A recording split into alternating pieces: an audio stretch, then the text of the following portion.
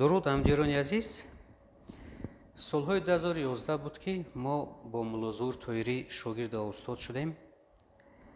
Сабаб ин шуд ки ман медидам ки устод беҳад корҳояш пеш меравад, беҳад шахси пешрафта аст, донишманд аст, бо илм ҳаст, таҷрибадор аст ва хостам ки аз вай кас ҳунар ёд гирам.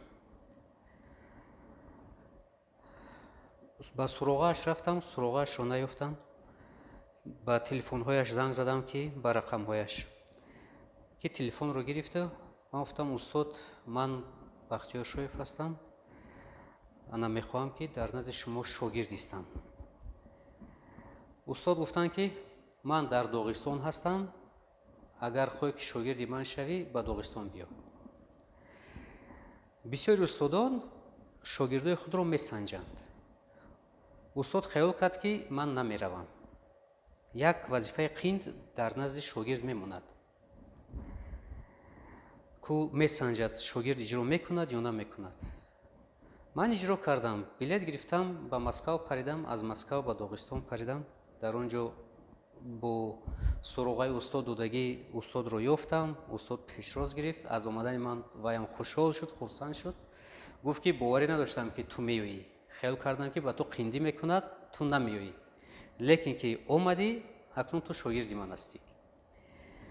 дар он ҷо мо бо устод ҳамкориро сар кардем ва аз устод кор ёд гирифтам ва медидам ки устод дар санаторияи Дилфин буд, дар як рӯз то 400 нафар беморонро ҷавоб медод ва аҳамият медодам ҳамаи он беморонро бо гиёҳ тавбат мекард. гиёҳҳое ки дар Тоҷикистон ҳаст, Доғистондам ҳаст. баъзеашро устод аз ин ҷо бор карда мебурд. ҳамаи онҳоро бо гиёҳ тавбат мекард. ва аз устод пурсидам, гуфтам, устод, чаро гиёҳшиносон бисёр ҳастанду ҳама тавбат мекунанд, лекин тавбати шумо беморон тез шифо ёфта истодаанд. сабабаш дар чӣ бошад? устод гуфт, писарам, меъёрро донистан дар кор. ҳар як гиёҳеро ки бо дигар гиёҳ аралаш мекунӣ, меъёри ҳар як гиёҳро донистан дар кор ки дар кадом дору ва барои кадом бемор ту дору тайёр мекунӣ, аз ҳамон гиёҳ меъёри ҳамонро дохтан дар кор. ана мешавад доруҳои аз гиёҳҳое ки шифо мебахшанд. агар меъёрро надонӣ, корат таваккал ба худо мешавад. бемор ё шифо меёбад ё намеёбад. барое ки гиёҳ ин чизи химиявӣ нест, аз гиёҳ ҳеҷ кас зарар намебинад. вақте ки бо меъёр кор мекунӣ, фоидааш ҳасту зарараш нест. баъд мо аз устод дарсҳоро ёд гирифтан мегирифтем, бо ӯ ҳамкорӣ кардан мегирифтем. аз устод ҳунар ёд гирифтам, гиёҳҳоро шинохтам, аз кадом гиёҳ ба кадом гиёҳ дору аралаш кунӣ, ба кадом беморӣ тайёр мешавад ва оҳиста оҳиста ин ҳунарҳоро ман аз худ кардам. ва вақте ки мо ба Тоҷикистон баргаштем, дар ин ҷо ман аз устод боз ҳунар меомӯхтам, таҷриба мегирифтам ва дар китобхонаи устод зиёда аз 10 000 китоб буд ки устод ҳар як ин китобро мехонд. ин китобҳои ҳамааш аз духтурӣ буд, медисина ва тибби халқӣ. ва устод медонист ки дар кадом китоб кадом саҳифаашро хондан дар кор. ва ба ман мегуфт ки фалон китобро гир, фалон саҳифаашро хон, аз он ҷо дарав информатсия гир, ба худат конспект кун, ёд гирифтан гир. ва ман ин корро иҷро мекардам. аз библиотекаи устод китобҳоро гирифта, хонда, ба худам конспект карда тайёр кардан мегирифтам. ва устод мегуфт ки агар дар ҳамин Тоҷикистон завод дошта бошем ки мо аз гиёҳҳо дору тайёр кунем, на билки дору, аз гиёҳҳо приправа тайёр кунем ки ҳар як шахс дар хонааш приправа монад, қутича приправа монад, аз сари ин приправаҳо дар хӯрокҳояшон партоянд. ҳам фарзандояшон солим мемонанд, ҳам худашон, падару модар. ҳамин корро ташкил кардан дар кор, дар оянда агар шароит шавад, кардан дар кор. ин хеле бо даст тайёр кардан беҳад қинд аст. дар бисёр беморонро намешавад ёрдам карда. Агар завод ки бошад, метавонем дар ҳар як хонадон аллакай ин гиёҳҳо бошанду бо ин гиёҳҳо дар хӯрокҳошон мепартоянд, аралаш мекунанд, аз ин гиёҳҳо истеъмол мекунанд, ҳама солим мемонад. ин фикру устодро ман аз худ кардам ва дар фикри худам мондам. соли 2014 буд ки мо боз ба Москав рафта, аз Москав мо баргаштем. ман сафар ба Украина кардам. дар Украина ки фармацевтияш биҳад пешрафтагӣ аст. ина папка эмблемаи Украина аз амонҷо харидам ва бо як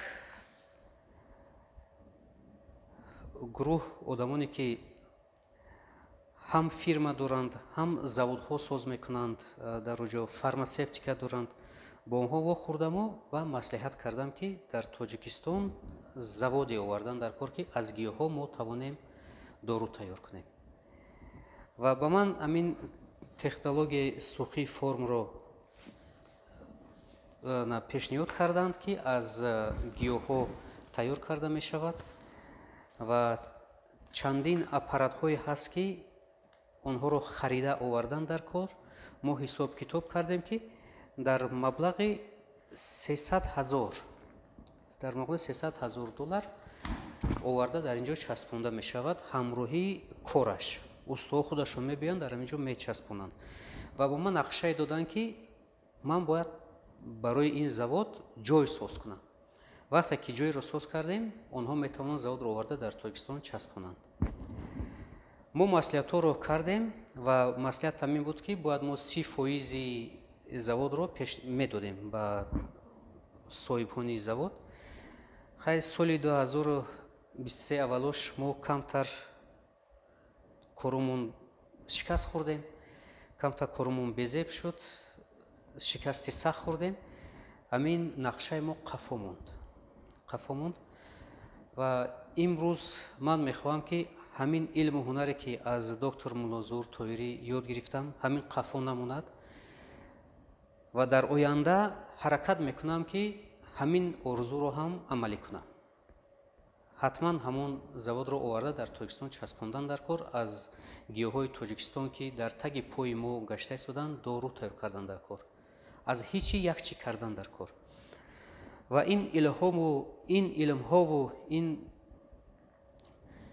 ин ҳунарҳое ки аз устод ки омӯхтам қафо намуд. имрӯз мо ина аз гиёҳҳои Тоҷикистон, ина марҳамат, ино яке аз гиёҳҳои Тоҷикистон ҳастанд. мо имрӯз ҳаракат кардаистем ки калси тайёр кунем. калси барои устуғонҳои мулоим, остеопороз, устуғонҳое ки аз дарун тунук мешаванд. калси тайёр мекунем. ин калси устуғонҳоро бақувват мекунад. мо ин калсиро аз ғизоҳо тайёр мекунем, аз сухафруктҳо, аз гиёҳҳо, аз дигар маводҳои ҷумҳурии Тоҷикистон. ҳамаш гиёҳҳо ҳастанду мева ҳастанд ва ин калси устуғонро бақувват мекунад. ва боз калсие ҳаст ки тайёр мекунем ки мағзи сари одамро кор мефармонад ва мағзи сари кӯдакро ҳам кор мефармонад, кӯдакро пешрафт мекунад. ҳама ин калсиҳо аз ҳамин гиёҳҳо тайёр карда мешавад ва бо дигар доруҳое тайёр карда мешавад ки аз ҳамин гиёҳҳои Тоҷикистон ҳаст. ва ин гиёҳҳо ҳар яктаиш бо меъёр тайёр карда мешавад. меъёрро мо медонем ва бо ин меъёри ҳамин гиёҳҳо, ҳамин сухафруктҳо ва ҳамин маводҳое ки ғизоҳое ки аз Тоҷикистон мегирем, доруи калси тайёр мекунем ва оҳиста оҳиста хоҳем ба ҳамон орзуамон мерасем. ана ба касе ки маъқул бошад, мо ина тайёр мекунем калси, рақамҳои телефонҳоро мемонем. агар маъқул бошад, ина пеш аз истеъмол кардани ҳамин маводи калси анализ меспорем ва баъди табобат кардан боз анализ меспорем. результатро дар чашм мебинед ки ба шумо фоида мекунад. раҳмат барои таваҷҷӯҳтон.